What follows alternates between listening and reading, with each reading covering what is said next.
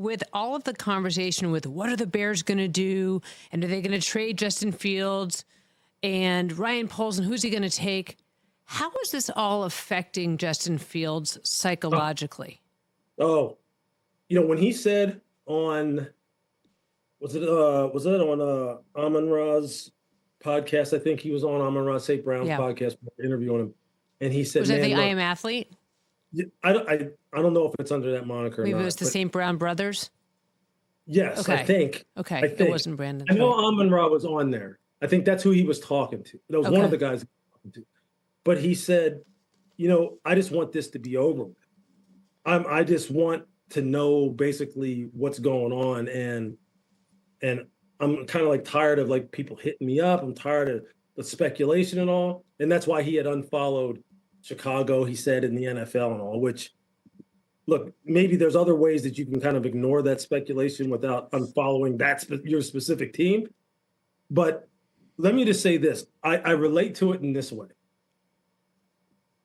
Every single time the month of January comes around, February comes around, and a GM job comes up,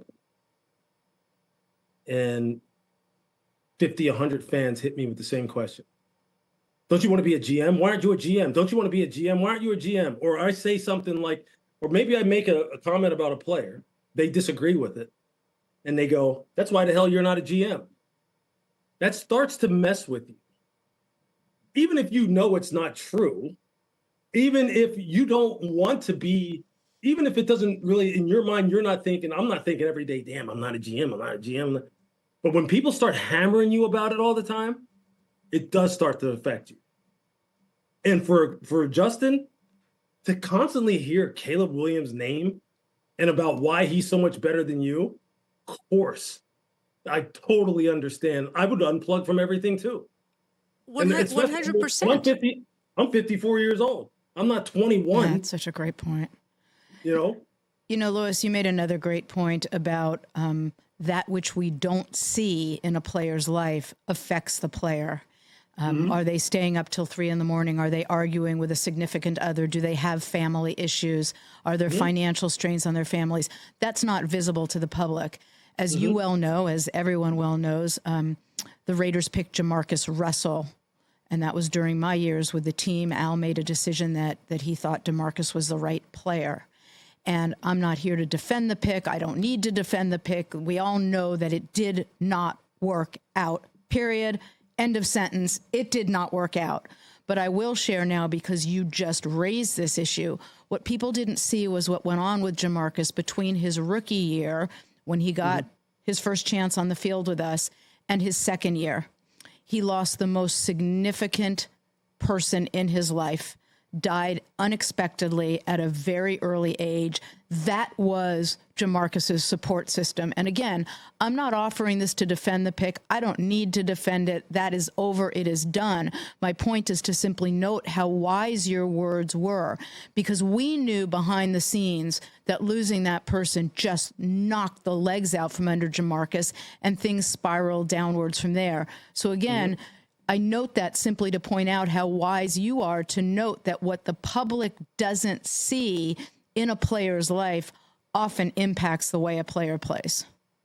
Yeah, we don't, unfortunately,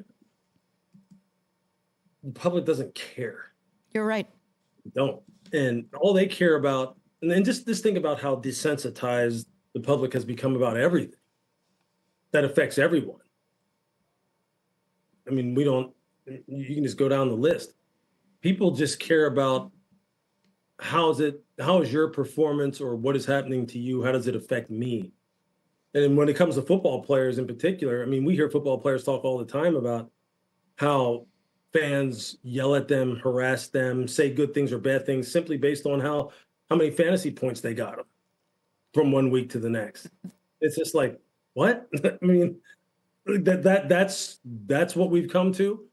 And when it comes to evaluating success or failure of players, like, it's almost like, okay, look, we put our expertise to use as analysts and try and project how a player is going to be without having all of the information. I mean, we all have contacts. We ask scouts, we ask GMs and stuff about stuff that they know that the public doesn't know to try to help us shape our opinions on guys, especially, leading up to the draft.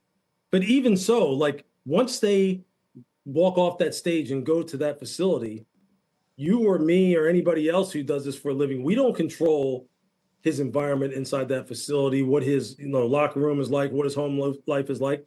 So any number of things can go wrong for him that could knock the legs out from under him, like you're talking about with Jamarcus. Do you think fans care as it relates to what I said about the player? No. They're like, you're an idiot. You're wrong. Mm-hmm. You were wrong about the guy. It's like, well, okay. Let alone the guy himself. Like, they really don't care about his own personal well-being or his life. So, yeah, I mean, that's just kind of like how it goes. And we accept it. I mean, we get it. I mean, we understand how the world works and how people are. But there's just so many things for these guys. These guys, it sounds so like obvious to say they're human beings, but it's not obvious because people don't remember that 9 out of 10 times, and they don't care. They just don't. When guys strap into the cockpit, as I like to say, and put that helmet on, as Mike Tomlin says, you're just a nameless gray face to a lot of people. You're just an asset. And if you're not performing, people are like, get him out of here and get the next guy in. Check out new episodes of What the Football with Suzy Shuster and Amy Trask every Tuesday. Watch us on the Rich Eisen Show YouTube page or follow and listen wherever you get your podcasts.